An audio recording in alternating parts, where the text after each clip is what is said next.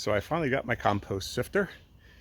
It's not perfect and it's not automated, it's manual, but it's a hell of a lot of a back saver. So I'm really happy with it.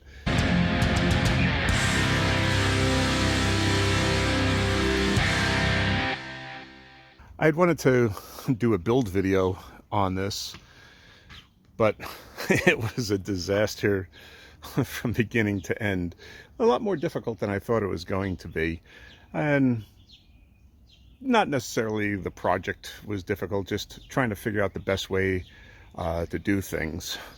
And then certain things like running out of some screening, so I had to find a piece to patch in here. But otherwise, it went together. Took a little bit longer than I thought, a couple hours, but it works pretty good. So what I did was I took two bicycle wheels. This is a 26-inch mountain bike wheels, and I cut the spokes off of them.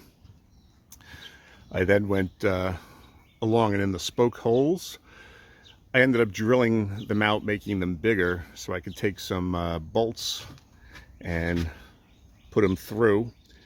And I have some lock washers on there so they don't back out, and then put the nut on so that it holds it in place. These a little bit long. These are 1-inch screws. Could maybe went with 3/4, but they don't get in the way. And certainly at the far end, I think they might break up any chunks or whatever at the end.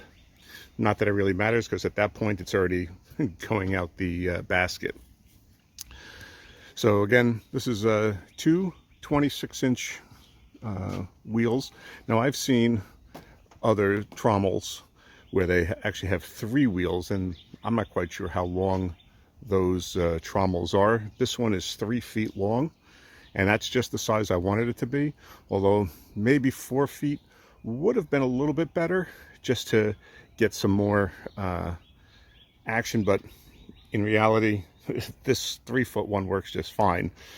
A little bit of a mess it creates, but I'm working on it. Like I said, needs a few design tweaks on it. So again, this is 1/2-inch hardware cloth, and I just opened it up inside and ran through the bolts through the holes to hold it in place. There's a larger washer underneath, then the lock washer, and then the nut. And the larger washer is just to capture the screening. I also put in some bracing. This is 1/8 inch by 1 inch by 3 foot steel bar, flat bar. And there's 2 of them, one on this side and one on the other side.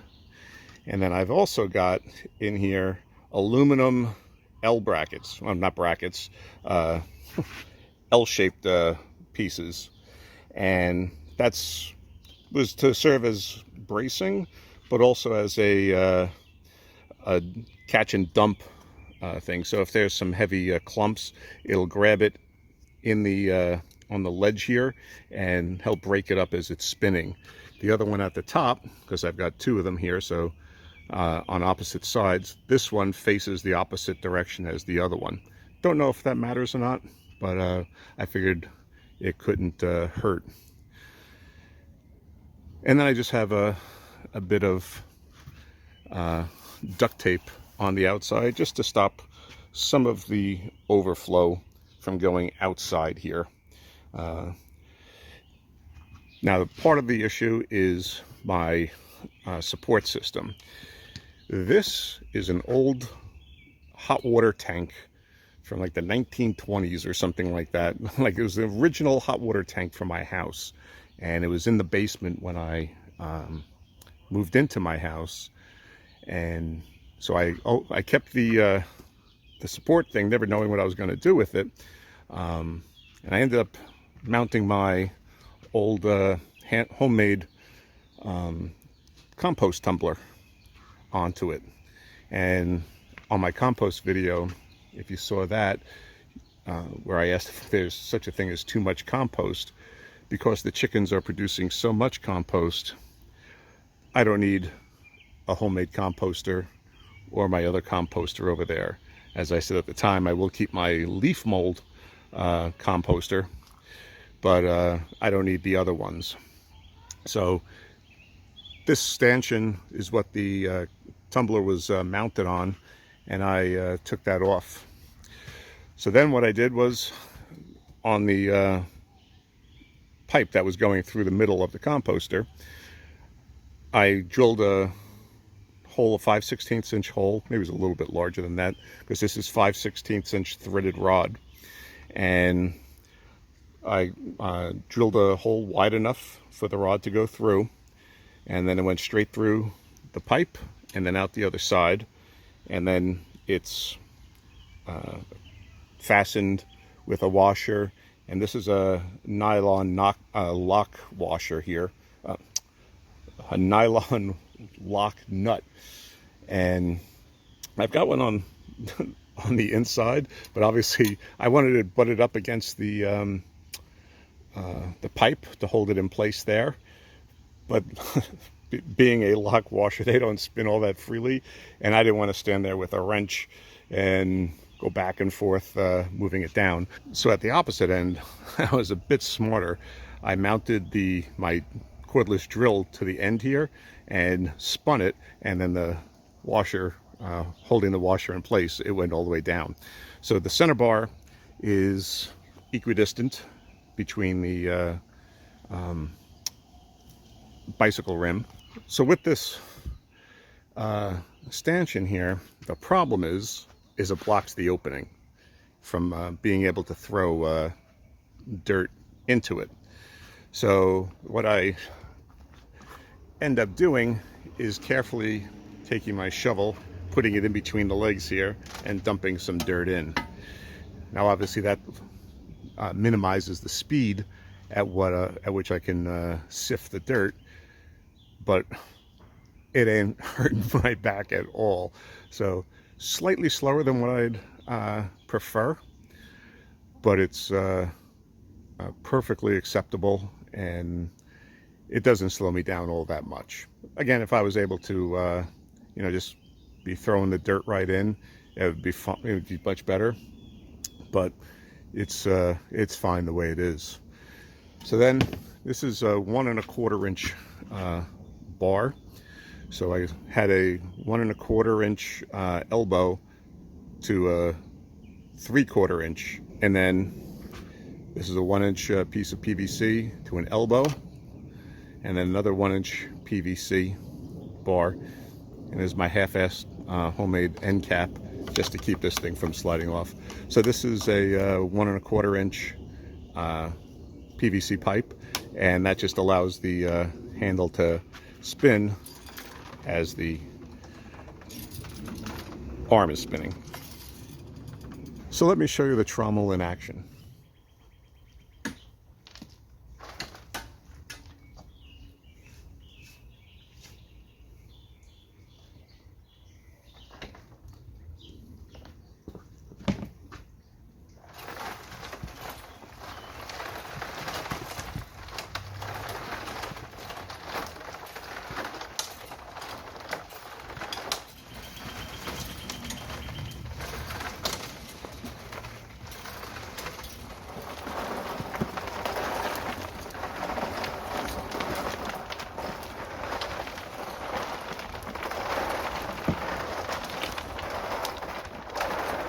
So the 1/2 inch screen gives me some really nice compost for the garden. So if I wanted to make this, use this for potting soil, I can make a separate trommel using 1/4 inch screen. But I didn't think I was really going to need that so much. Most of the time I need the 1/2 inch screen, and it does just fine for me throwing this on the garden beds. 1/2 inch screen is just fine for me. Some of the problems, of course, as I mentioned, there is spillage on the ground and around the outside, and can really only accept a small bucket here next to the wheelbarrow, and this section right here is actually sifted compost. That's kind of the chunks that would get recycled through. I mean, I can just take the whole thing again, dump it into the trommel, sift it again, and, you know, work my way through it. Of course, it also misses a lot, which is why I have this plywood underneath it right now. So I have to think on the setup here.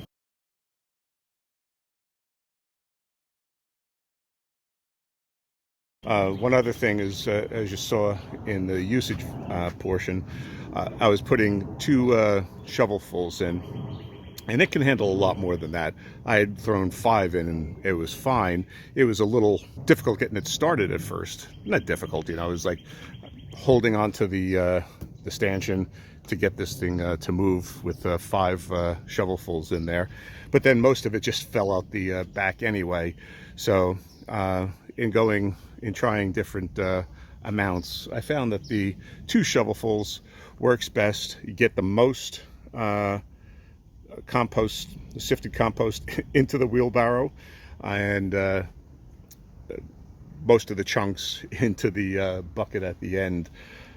So this is my leaf mold pile, and I'm working my way down through it right now. And it would have taken me so much longer and hurt so much more using my old sifter there, because I would put 2 shovelfuls thereabouts in the sifter and then rack it back and forth, and then have to take the chunks that were left over and throw them back in away from the pile that I was working on. And having it mounted on top of this wheelbarrow meant I was bent over somewhat doing it. And after 4 or 5 siftings, my weak back would be ready to give out. Right now, I've gone through a whole bunch of siftings, don't even know how many, and I'm gonna finish up this pile tonight. And it's just so much easier. Again, as I've been saying, it's not perfect. It has some design flaws, I guess, to it, and some limitations, but right now it's doing the job I needed to, and I can finally start working on this mountain of compost here. So in addition to having the plywood down underneath to make it a little bit easy to clean it up and not lose so much of the compost to the wood chips in the backyard, I also have it one end up on these bricks here, and that gives it a tilt, a slight tilt, so that the heavier materials can fall out the back end. Unfortunately, it does like to rock a little bit, not much, but that causes the feet to walk just a little bit on these bricks. So every now and then it'll fall off the brick. 3 weeks later. Having had the opportunity to use the sifter for about a week now, for one, it's awesome. Compared to the way I was doing it before, this is great. But I've come to find a few things out that make it work best for me. First is I put 2 shovelfuls in here, and that's best, otherwise you get the dirt falling out the back. And then 2, turn the handle 3 complete revolutions, and that ends up clearing out the entire barrel here. But right now, as a manual setup, it still is a great time saver and a back saver, and I'm really happy with this. The other improvement I would have made is this lift and dump bar here. This is only about an inch high. Using a 1.5 to 2 inch tall bar would give more of an effect. Not that it's been a problem at all. I mean, the dirt just sifts right through, and as it starts to climb up the side of the cage, it does all fall back over, and by the end of the 3rd turn, it's only the last few chunks that are falling out the back there. So it's not really an issue, but it might not be bad just to break it up a little bit more to have that piece a little bit larger. A few more insights on using the compost sifter after a few more weeks, and that is, surprisingly, putting a little WD-40 so that the metal against metal rolls smoothly at both ends, and indeed it does. With just one finger I can get this to turn, and it turns nicely. Again, as I've spent more time with it and used it, it's really great. I really enjoy it, and because it moves so simply and easily, it's actually makes sifting the compost a pleasure, as opposed to having to shake it back and forth. Again, the only thing I would say is, if it had just been a little bit longer, I think it would be better to capture 100% of the compost at the first spin and not need to have a second one. Again, I've been all along, I've been going along and just dumping this back into the chicken pen area and then cycling it through, and I'm sure eventually it's coming back and getting into the wheelbarrow here, but trying to just put the wood chips back in and keep the compost out.